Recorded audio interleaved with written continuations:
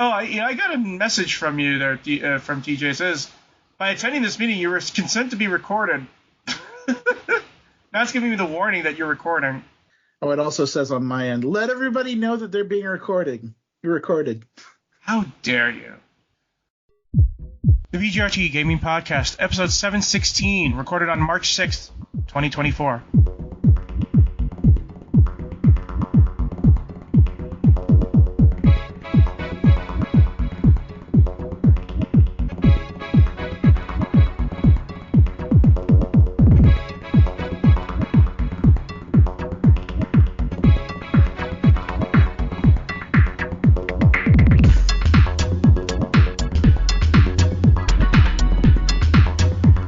Welcome to the 716th edition of the TD Gaming Podcast and 549th episode of Video Game Roundtable.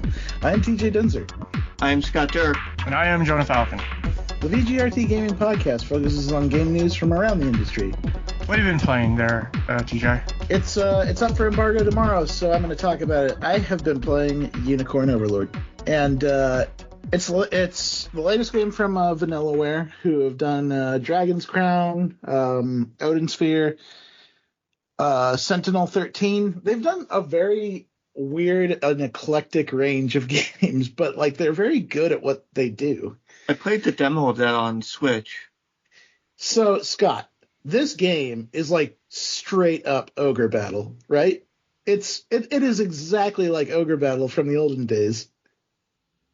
Yeah, it's a lot of automatic battles. You move your units around on the field, and then when they hit the enemy unit, they have their own their own battle, depending on what configuration you've given them.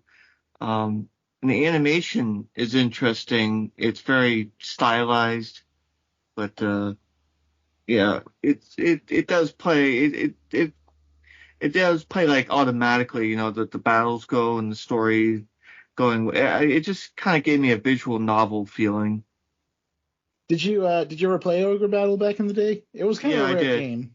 I did. Yeah, nice.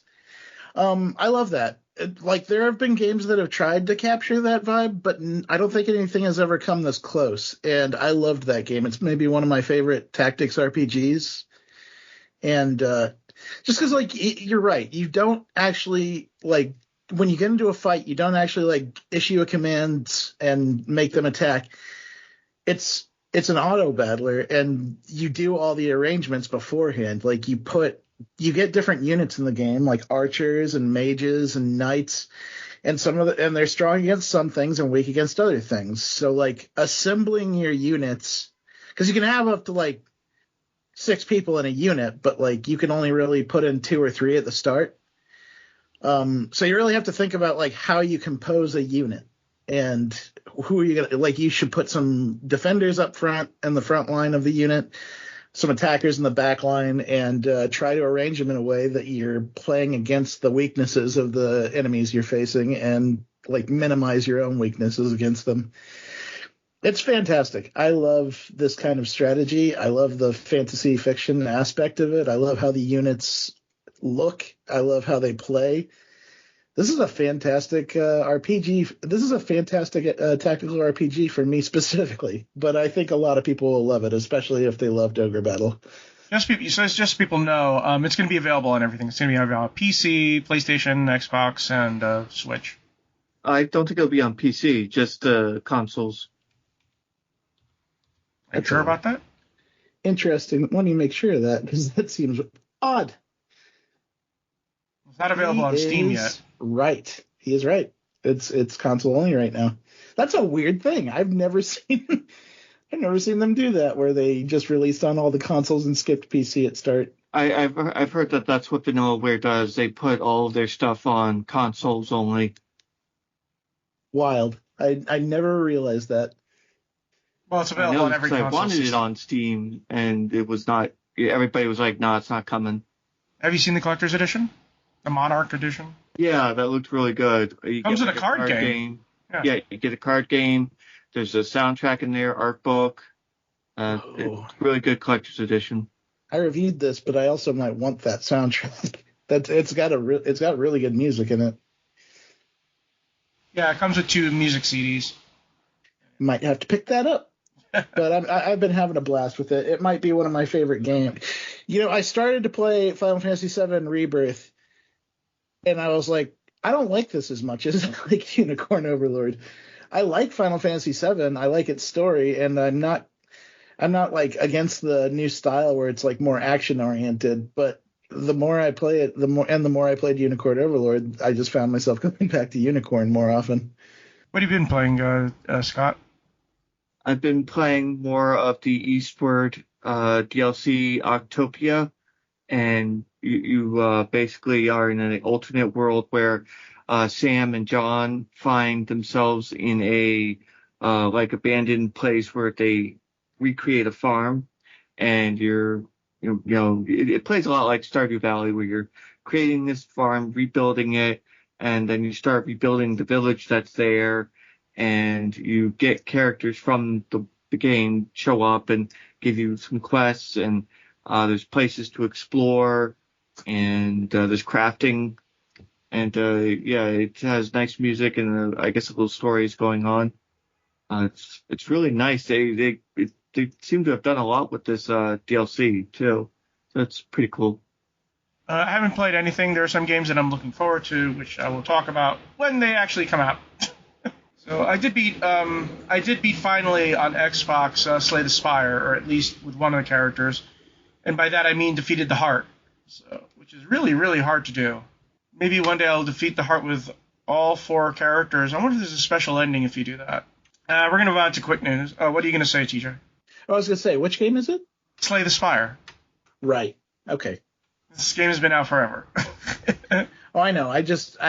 For some reason I was thinking of Binding of Isaac. Oh, I also beat. You have to kill different parts of Mom, right? Hmm? Because you have to kill different parts of Mom in Binding of Isaac. For some reason, I was thinking of that. I also beat Cult of the Lamb. I don't know if I said that already, but I did. What'd you think of the ending? It was a strange ending, but funny. I got an option. I don't know if you get to choose. I chose to fight, but I wonder if you're supposed to fight anyway if you don't fight. So, anyways, we're going to move on to quick news. After 21 years, Warner Brothers is closing Rooster Teeth. Warner is also looking to sell off Rooster Teeth's catalog and properties, including Red vs. White, RWBY, and Genlock, as well as the Roost Podcast Network.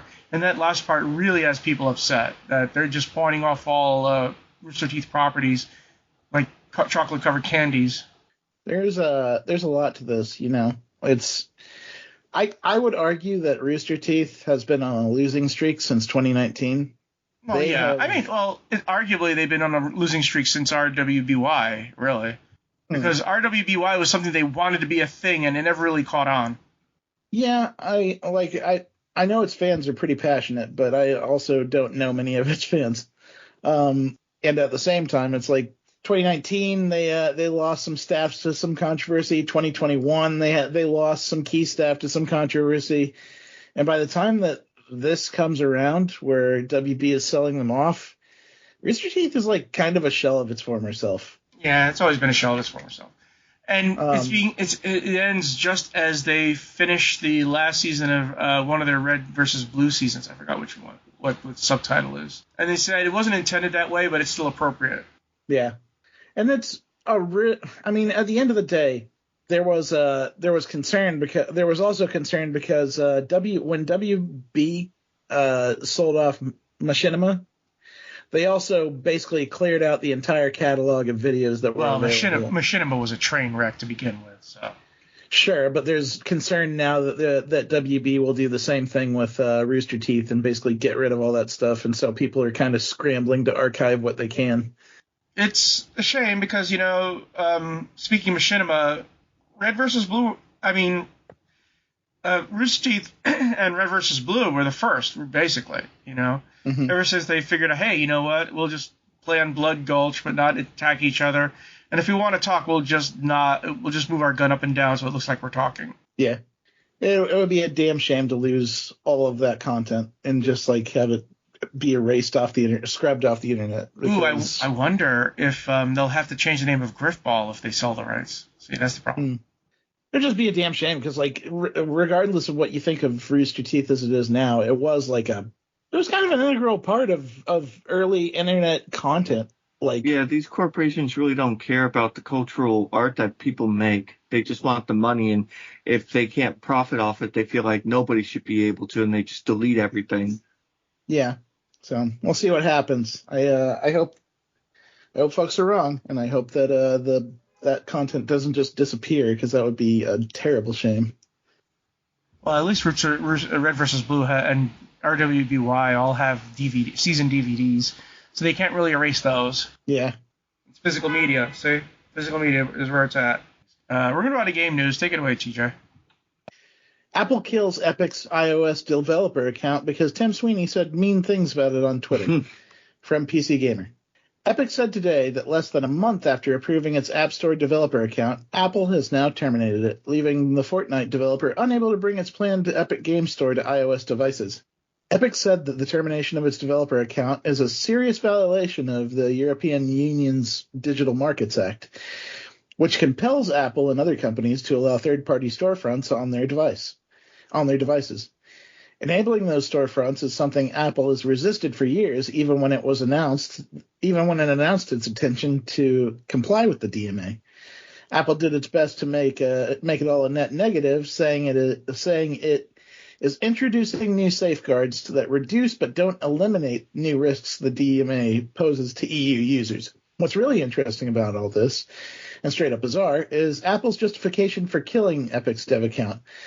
Basically, Apple doesn't trust Epic not to hose them around in the future, a position that it says is justified by a litany of public attacks on Apple's policies, compliance plan, and business model, fired off on social media by Epic CEO Tim Sweeney. Your colorful criticism of our DMA compliance plan, coupled with Epic's past practice of intentionally violating contractual provisions with which it disagrees, strongly suggests that Epic Sweden does not intend to follow the rules. Apple's Phil Schiller wrote in a February 23rd email to Tim Sweeney, shared in Epic's blog post. Another intentional breach could threaten the security of the iOS platform, as well as the security and privacy of users. How? How? How? Because Apple said so. Because they're making fun of us? You're making fun of us. That breaches our security. Our guards are sad. And nonetheless, Apple's admonishment does not appear to have convinced Sweeney to tone it down. This is absolutely bullshit on Apple's part. They are absolutely doing this specifically because Epic Games was going to put the Epic Games Store on iOS and was very clear about the fact that they were going to do that to bring Fortnite back to iOS. Apple hates that idea. They are... And I mean, they're not wrong to say that there's history to say that Epic Games would circumvent their policies again, but that's absolutely not the reason they did this. They absolutely did it just to stick another stick in Epic's craw. Well, it's going to be an expensive craw if they keep it up. Yeah, I actually kind of wonder how the EU is a clear stuff. It is clear it almost feels like they're testing the boundaries of what of the enforcement of the DMA, and with DMA specifically being built to curtail and put checks on large tech, it's kind of going to be interesting to see if they actually enforce it and move on Apple and give them penalties for doing this. I don't know what's going on with the mandate that they can't use Lightning anymore. They have to use the USB-C because that was also mandated by the EU as well. Basically all new devices have started having USB-C ports instead of the Lightning ports. Actually, the iPhone 15 has a USB-C port. So what the GM... Go ahead. Which I enjoy because that means I can charge it on pretty much any wire that I have lying around the house. I wonder if Apple wonders how much money it'll lose if they completely lose the EU territory, because that's their recourse. Say, okay, well, guess what, Apple? You're banned. Bye! Yeah, I mean, even if it's not their strongest market, it's got to be still millions of users. That feels like it would be a significant dent in Apple's revenue. Well, it's gonna be interesting to see what the EU's DMA's response is, because if I have a feeling they're gonna say cut it out or else. I kind of also wonder if the EU will agree with Apple when it comes to Epic's. No, they can't. They won't. Sure, but that's also what lost Apple or Epic its court case with in the United States was the clear and blatant. Yeah, here's the thing. That was specifically Apple versus Epic. This is Apple versus everybody. So you can't really cherry pick with Epic because other people have storefronts too. Like I'm pretty sure Google is getting ready to have their storefront on Apple. Mm-hmm. Plenty of people have said, like, it sets a precedent too. Like if you let Apple circumvent the DMA because somebody said mean things about it, that's kind of a monopoly, isn't it? That's kind of a monopolistic practice. Somebody dared to question the almighty Apple, and so they punished them. No, that's what the DMA is supposed to stop. Speaking of Google, I'm pretty sure they're giggling because, this just makes Android that much more attractive. Yeah. Epic's been getting into its share of fights with Google, too, on some of the same grounds, but not nearly on the level that they've been going at Apple. And Epic can still have their storefront on Google. That's the point. Mm-hmm. It's going to be interesting to see how this turns out. Yeah. TBC. You have some big decisions to make. TBC. Anyways, today had the Xbox Partner Preview, and there was a bunch of stuff. We're just going to cherry pick this. I know, TJ, you probably want to talk about the Sinking City, too. How cool. I'm so happy to see that Frogware has got the Sinking City IP back, and they're continuing on with it. I will say that I think that the first Sinking City is one of their weaker games because there's too much research in that game that you spend. Like, don't get me wrong, I like investigation in Frogware games. That's what. By the way, we should mention that Frogware games basically are the people who do the Sherlock Holmes games. Exactly. So they're very, very good at investigation and deduction games. I didn't like in the Sinking City 1 how you had to use the library's newspaper repository so often and just like sit there for long periods of time. I liked having to map out the place though. You weren't given a map; you had to make it yourself. Mm-hmm.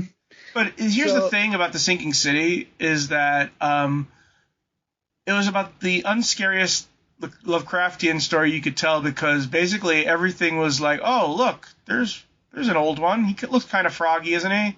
What you gonna do? There was nothing really frightening.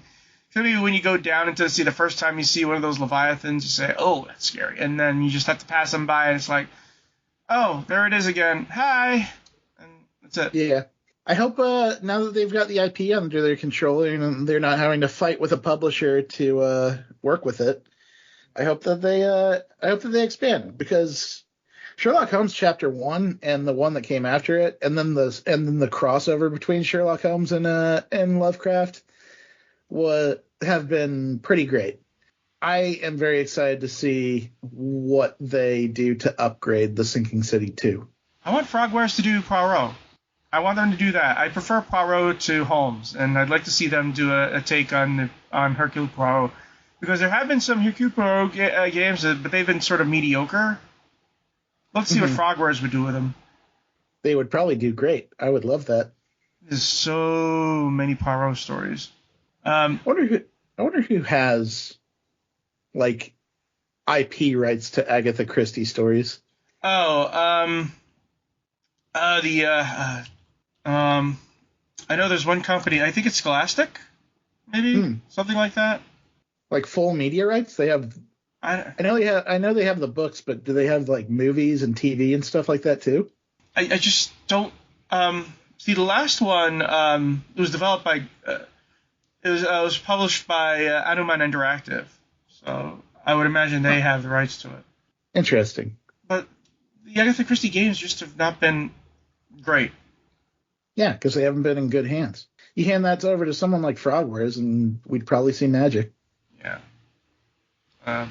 Last one they did was Murder on the Orient Express, so I'll have to see how it is. Microids, has been publishing it. Oh god, Microids. So for those who don't know who Microids are, for a long time they were just one of those French third-party games. And they always had these, cheap Commodore 64 games that I always would play. They handled games in France like Prince of Persia and Karateka, and then they started releasing games in the U.S. in partnership with Ubisoft Montreal. And then they acquired all the intellectual property from Cryo Interactive, which is interesting. So yeah, they're the ones who have been doing the Poirot games. They've also done Inspector Gadget. If you want to. Are Microids still publishing Frogwares? They've done Smurfs and Garfield and Asterix, and the Alfred Hitchcock Vertigo game. Which, here's the thing: if you ever played Vertigo, the 2021 game, it has very little to do with the actual Alfred Hitchcock. It just has similar themes. The ending is one of the best endings ever in any video game ever. And I'm not going to spoil it. You have to play it or watch a video. Oh, they also did the sequel to Steel Sky. They did Beyond the Steel Sky. Oh, and they also did that remake of 13, which nobody liked. Remember that disaster, 13? Yeah. I thought for a second that they were one of the publishers of Frogwares games. No. And I was trying to remember the one that they got into a fight with and had to fight for the rights to the IP was Big Ben Interactive. But I don't know why I thought Microids was in the fight with Frogwares. No, Frogwares is, I think they self-publish. Quite sure. Oh no, they're Focus Entertainment. That's who the people who publish their stuff. And then they started self-publishing. Yeah. So yeah, but for a while they were doing Focus Entertainment, and now they're self-publishing. I haven't played The Awakened yet. I still am stuck in the middle of Chapter 1, just so you know. And of course, Frogwares is responsible for Creepy Watson. Yes. The other thing that really shocked people, there was a shadow drop today of the entire Stalker trilogy on Xbox. The first 3 Stalker games, which people were like, whoa, it's like it'd never been on console before, and it was finally on Xbox One and Xbox Series X.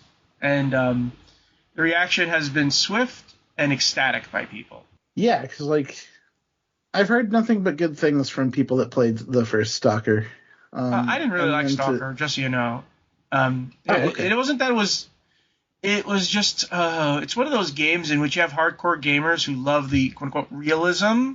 So that's the only problem I have with it. It was just a little bit janky. But other than that, it's one of the first games in which it was a survival horror shooter. It's one of the first of those, which is why people love it. It has a huge fan base. Yeah.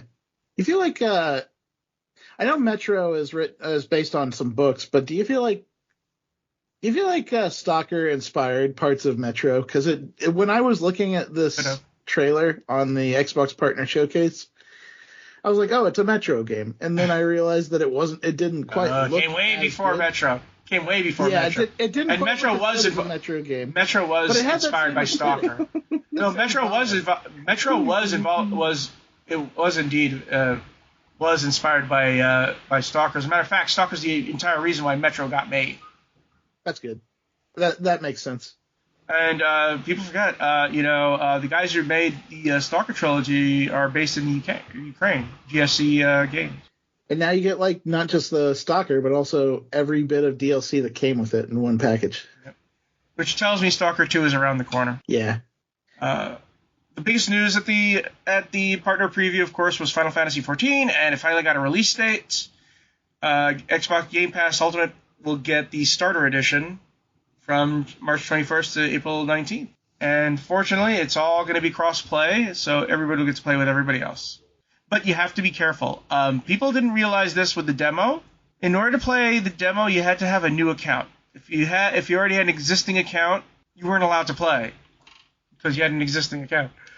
And it looks like you get access to the Starter Edition for what looks like a limited time. Yeah, I just said that. Yeah.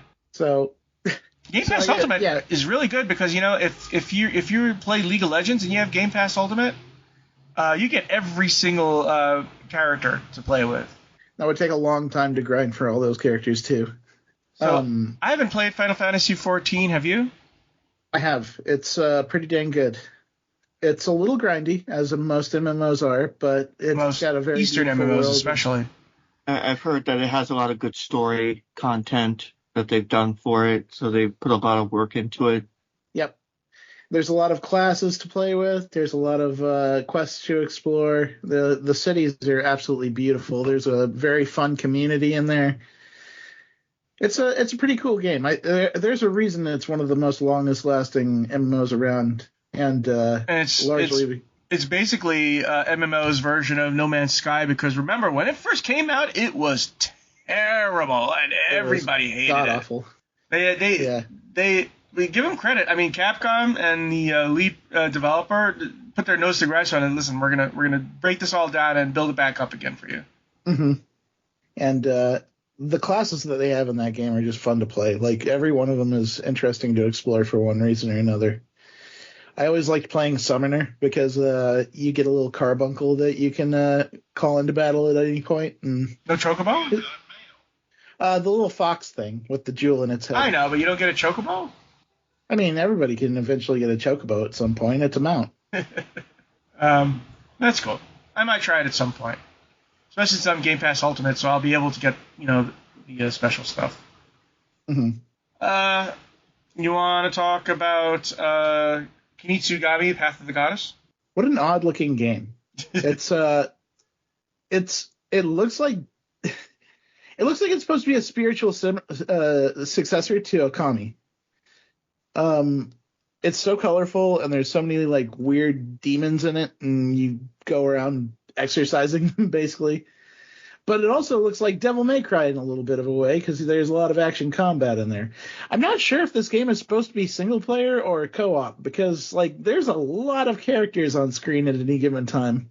So this game is unique. It has a day-night cycle, right? So during the day, you're purging the defilement from the villagers and positioning them, getting them ready for the fight at night, in which you give the orders to them. It is strange. You're doing all this action stuff, but then again, you have to set up the village so that you have the so you can set up the villagers in the way that you want them before you do it. Mm-hmm. Definitely taking advantage of the day-night cycle.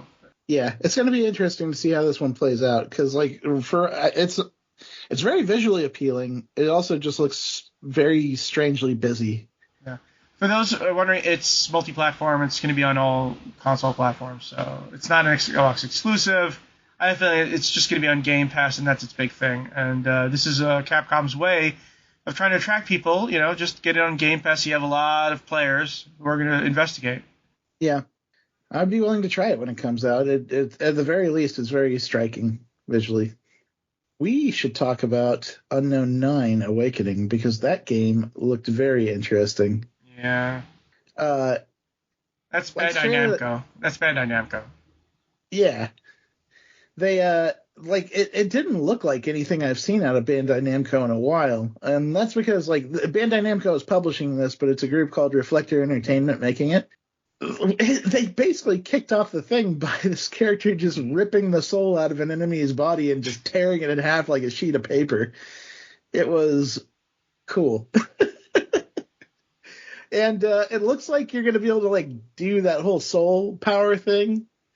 To do a lot of interesting things, because in the trailer we saw, she takes control of one person, makes them shoot at another person, who then sets up an explosion or something. It looked like making a what's it called? What's it like? I can't remember the name of when you've got a whole bunch of devices that work together in some dumbass machine. So to me, it looked like the Fallen Jedi game mixed with Recore. You know what I mean? It's like it plays and looks a little like the Fallen Jedi games, but it's like the aesthetic of Recore. It's like a Rube Goldberg device, but for people. Like the way that you set it up so that everybody basically destroys each other at the same time looked very interesting. And then you also have your own abilities to just attack enemies and do away with them.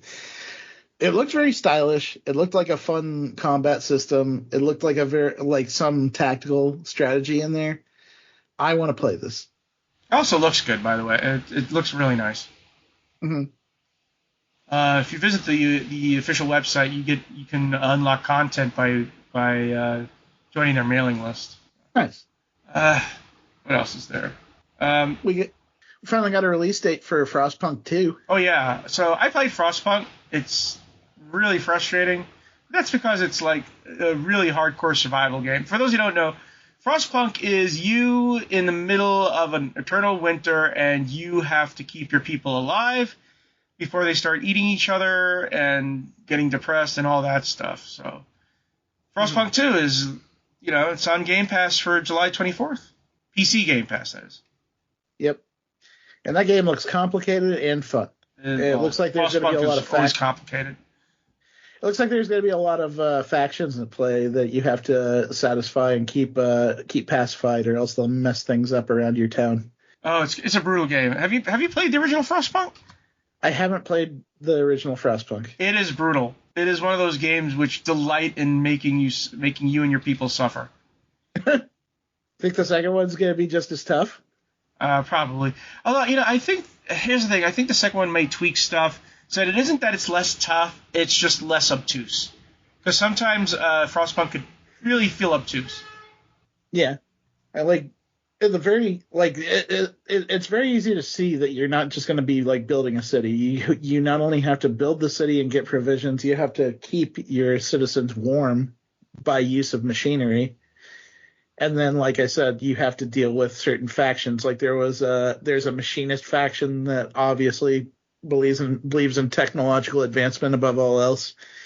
There's like an Ice Hearts faction that is like the salt of the earth miners and workers of the city that you have to keep a lot of like counseling and politics in between the city building. They also showed off new gameplay for Berserker Kazan, which is yet another Souls-like. Which reminds me a lot is if you had Elden Ring and you just put it in the middle of winter. Yeah, and worth noting, this is from the team. This is from Nexon. It's actually a spin-off of Dungeon Fighter Online, which Kazan is basically the deity of the Berserker class in the original game. So you're playing as a Berserker in this game, which is going to be interesting in of itself, because the whole point of the Berserker is that they kind of tap into demonic power and lose control in the process. So that's probably going to be. I mean, we saw it in the combat when they showed off the gameplay today. You can do some pretty crazy things when you let loose. The last one I want to talk about, which seems like it's going to be a sleeper game, is Sleight of Hand, which is a neo-noir roguelike, basically, in which your main weapons are occult cards. One of my colleagues thought this was like a We Happy Few thing when they first saw it. It had a certain aesthetic to it that felt similar, but it's good that we don't get too much in the way of just straight up stealth games anymore. So I'm all for it. I like stealth games. Everyone's got an ex-employer they wish they don't run around in the shadows too much anymore these days. Yeah, I just like the aesthetic. It's it's kind of like that mobster game that was released by not John Carmack, the other one. You know what I'm talking about, right? Yes. Yes, I do know what you're talking about.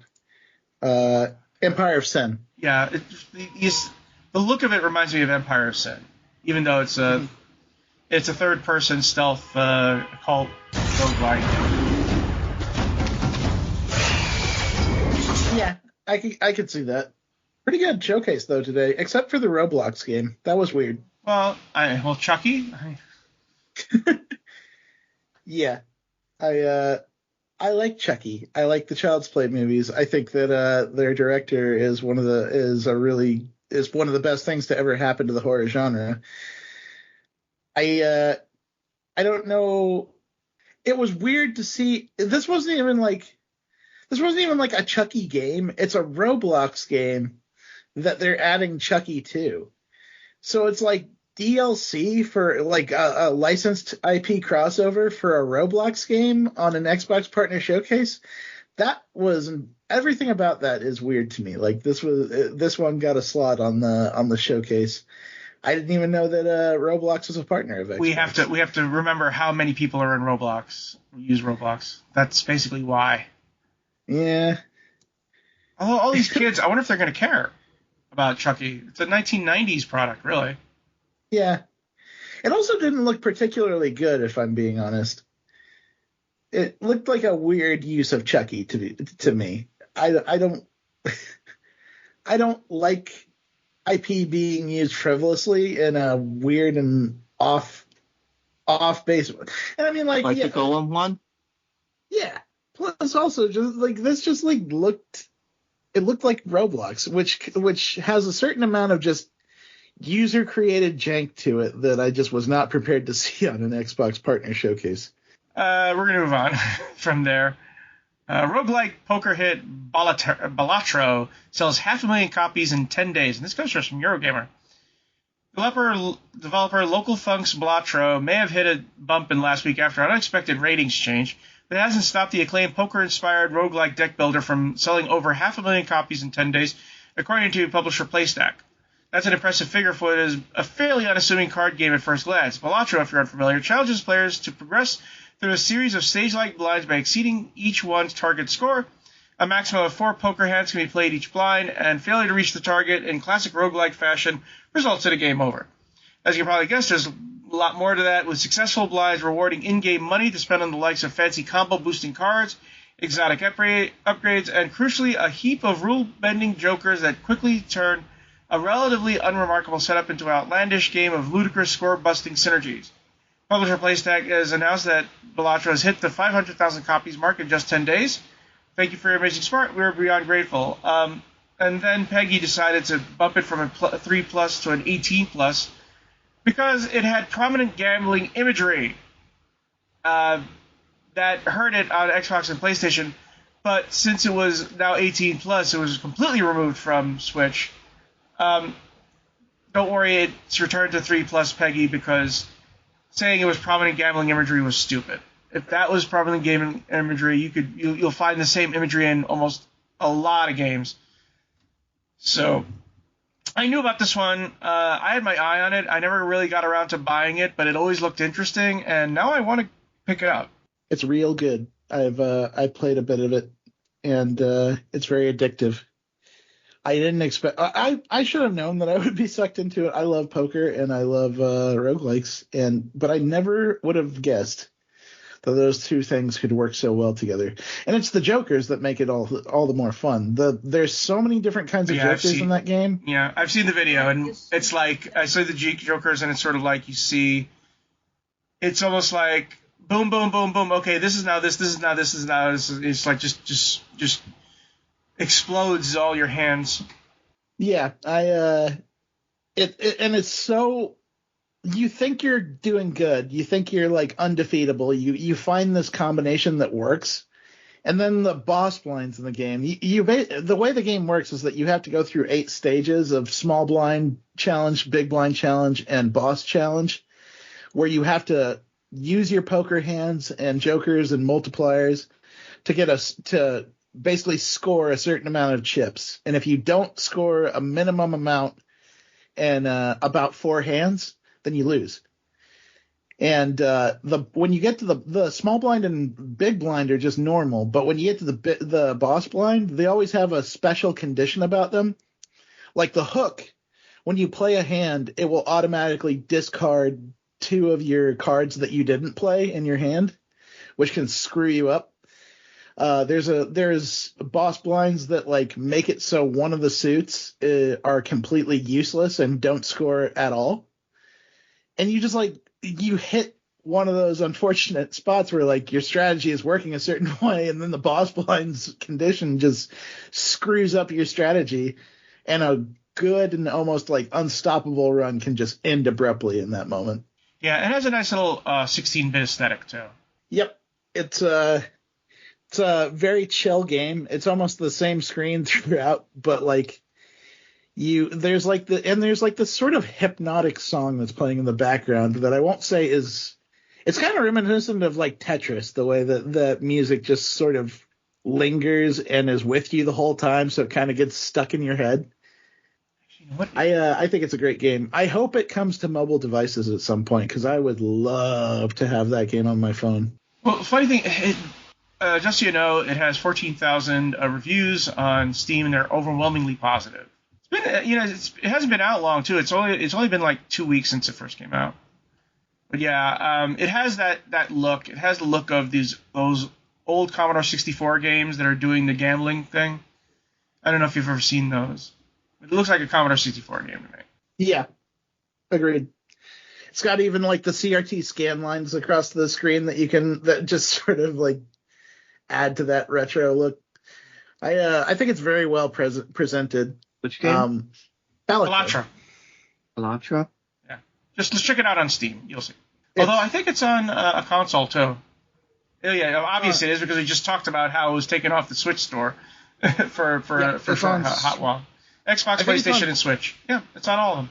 And just a very fun game. I appreciate how simple, but like it's simple to learn, but like ridiculously complex and expanding. And you like unlock stuff as you fail, or as you like meet certain conditions. So you'll actually like unlock the opportunity to earn different jokers based on some things that you do. And if you win runs, then you can even unlock certain decks that have different. Like you have a certain amount of hands that you can play and a certain amount of discards you can play. So you might play like a red deck so you get more discards, or you might play a blue deck so you get more hands to play, or you might play a green deck so you get more money to start with so you can buy more jokers and get more cards. Yeah, we have to go back. We all have to thank Slay the Spire for this because they started an entire thing of these card roguelikes.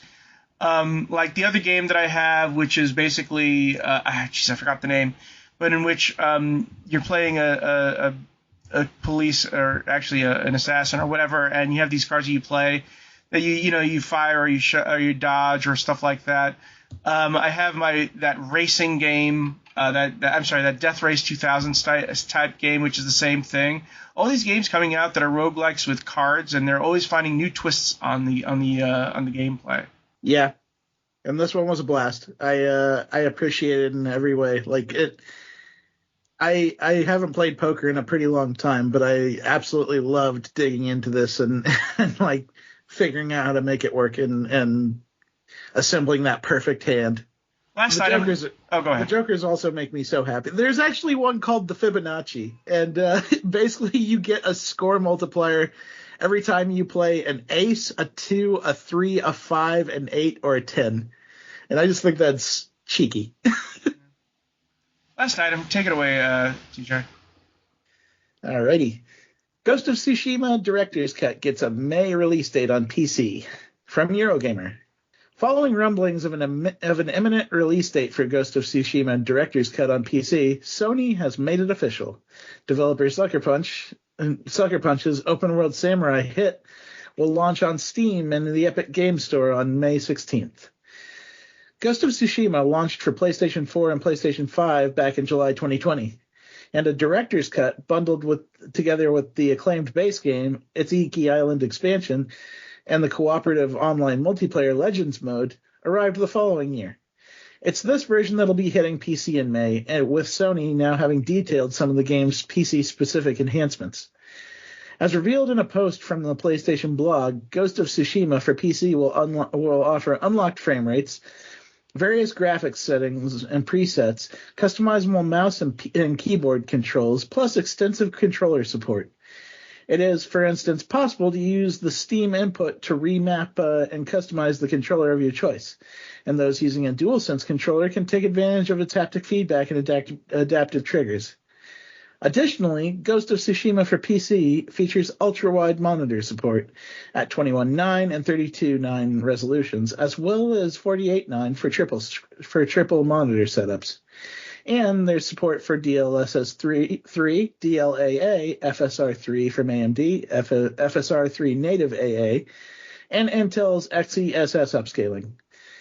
Ghost of Tsushima Director's Cut launches for Steam and the Epic Game Store on May 16th, and those opting to pre-order get early game unlocks to 3 items: the New Game Plus horse, the Traveler's attire, and broken armor dies from Baku's shop.